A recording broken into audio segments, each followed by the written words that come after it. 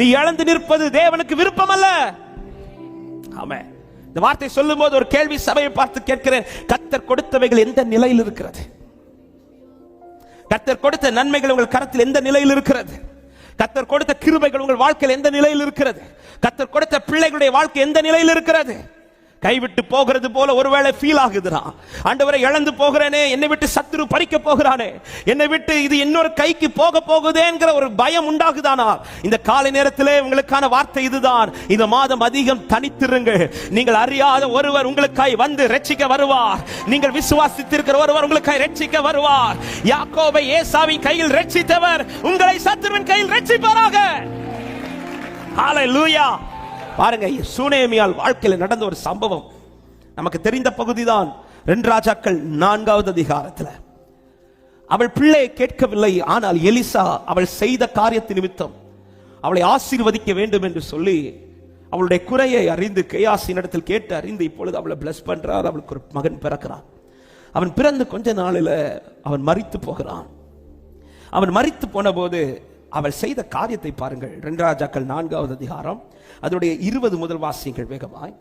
அவனை எடுத்து தாயினிடத்தில் கொண்டு போன போது மத்தியானம் மட்டும் அவள் மடியில் இருந்து செத்து போனான்.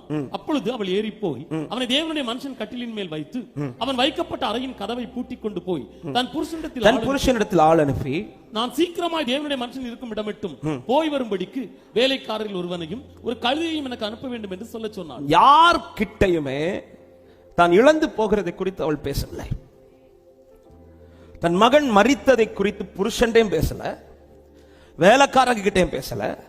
இப்பொழுது வேலைக்காரர்களை கூட்டிக் கொண்டு எலிசா வீட்டுக்கு போய் கொண்டிருக்கும் போது எலிசா தூரத்திலே பார்த்து கேயாசிய முதலாவது ஃப்ரெண்ட்ல அனுப்புறா. போய் அவளுடைய நல விசாரி என்று கேட்டு அனுப்பும் போது கேயாசி இப்பொழுது வந்து பார்க்கும் போதும் கேயாசி எதிர்கொண்டு பார்த்த போது அவள் சொல்லுகிற வார்த்தை 26வது வசனத்தை வாசியுங்கள். நீ அவளுக்கு எதிர்கொண்டு ஓடி, நீ சுகமாய் இருக்கிறாயா?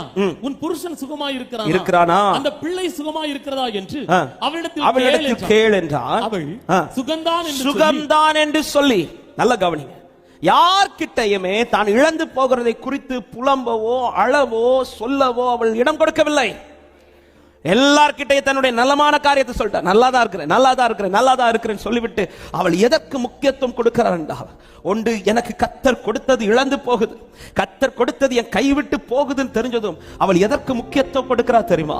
கேயாசி வந்து பேசின பிறகும் அவருக்கு இடம் கொடுக்காமல் அவள் செய்த காரியத்தை பாருங்கள். 27வது வசனத்தை வாசிங்க. பர்வதத்தில் இருக்கிற தேவனுடைய மனுஷனிடத்தில் வந்து அவள் காலை பிடித்துக் கொண்டாள். அப்பொழுது கேயாசி அவளை விலக்கிவிட வந்தான். தேவனுடைய மனுஷன் அவளை தடுக்காதே, அவள் ஆத்துமா துக்கமா இருக்கிறது. காலை பிடிச்சா. யார் காலை தெரியுமா? கேயாசி காலையில பிடிக்க வேண்டிய காலை பிடிச்சா. ஆமா, பிடிக்க வேண்டிய காலை பிடி. உன் குடும்பத்தில் ஒன்றும் நஷ்டமாகாது. பிடிக்க வேண்டியவரை நீங்க பிடிச்சிட்டீங்கன்னா உன் குடும்பத்தில் ஒன்றும் நஷ்டமாகாது. இந்த காலை நேரத்தில் சில உள்ளத்திற்கு இந்த வார்த்தையை தீர்க்க தரிசனமாய் சொல்லுகிறேன். பிடிக்க வேண்டியவரை சரியா பிடி. அவர் பிடிக்க வேண்டிய இடத்துல பிடிப்பார். விசுவாசிக்கிறவங்க நல்ல கைகளை தட்டி ஆமென்.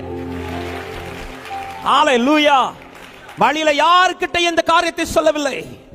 அதுல அர்த்தம் என்ன? உன் இழப்பை வேற யார்கிட்ட போய் சொல்லிட்டு இருக்காத.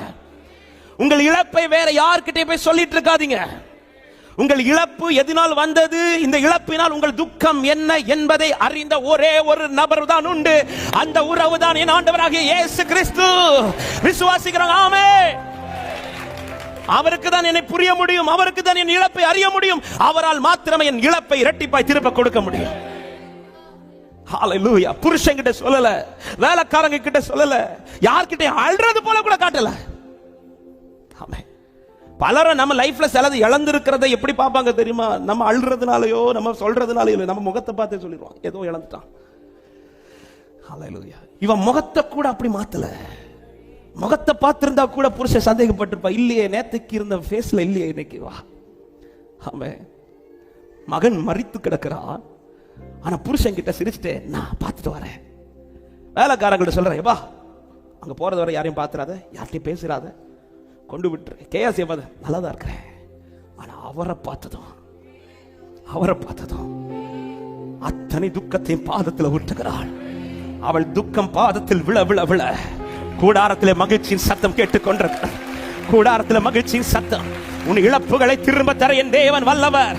என் அலைச்சல்களை அறிந்திருக்கிறவர், என் கண்ணீரை காண்கிறவர்.